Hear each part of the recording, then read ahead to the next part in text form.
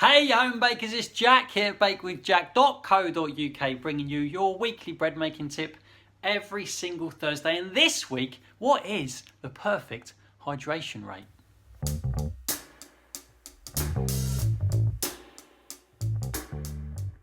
Hey everybody, welcome back. This week I want to talk about hydration rate because a few of you have been in touch via email asking me about what is the perfect hydration rate. And I've sort of answered your question without really answering your question because it is so subjective. But this video hopefully should tidy up all the loose ends. Okay, side note, those of you in the United States of America, I know you're weighing stuff in cups and teaspoons and 3/4 cups and 2/8 of a cup and blah, blah, blah.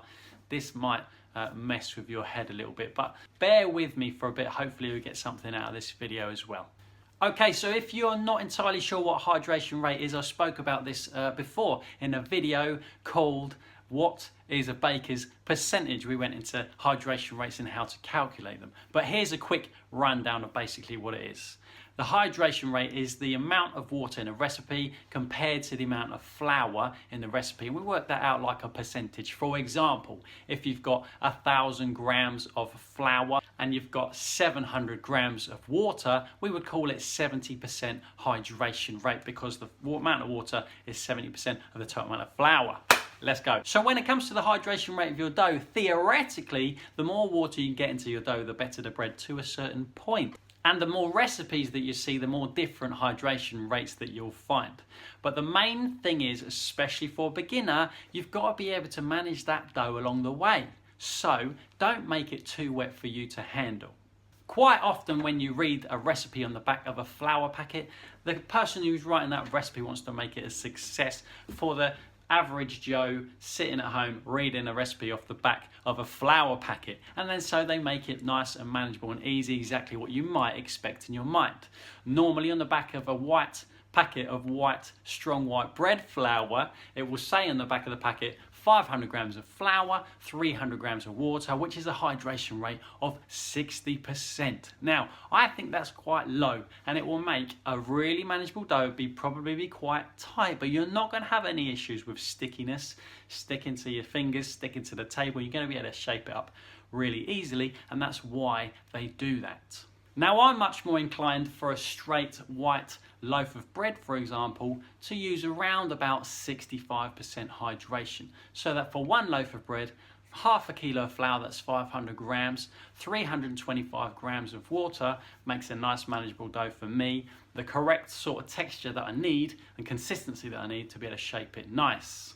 Now the game changes slightly when you start introducing different types of flour. For example, wholemeal flour. If you're doing a recipe of half wholemeal flour and half white flour, you might need to you will need to up the water content because the brown flour will suck up a little bit more of that water, therefore making your dough tighter, and so you need a little bit extra water to loosen up a little touch. And in that case, I might go for around 350 grams of water for half a kilo of flour, making the hydration rate 70%. And then the trend continues. The more wholemeal flour you got in a recipe, the more water you're going to want to put in to compensate for that tightness. Now, we quite often see recipes with high hydration rates and people get in touch with me saying, man, it's too difficult to handle. Shall I put extra flour in and stuff like this? The answer is no, don't put extra flour in because you're changing the recipe. The best way to change the recipe is to take the hydration rate down. Take it down to 65% or wherever you are comfortable, and then make that bread, make it nice. It's going to be wonderful and delicious as always. And then next time, just up the hydration rate a little bit to make it a little bit more wetter, a little bit more slacker, and see how you get on. See how far you can push it, and just push it until you're comfortable enough. And push it, more importantly, to make the sort of bread that you like.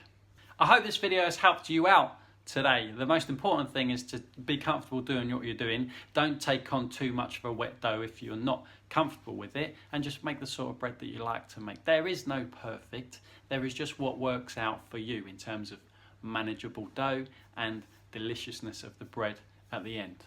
As always, thank you so much for watching. Please click the like button, and if you're new here, we do this every Thursday, a little tip, a snippet of information to help you make unbelievable bread at home. That's the idea. If you like that sort of thing and you don't want to miss out every single week, click the subscribe button, and I'll see you next week. Thank you.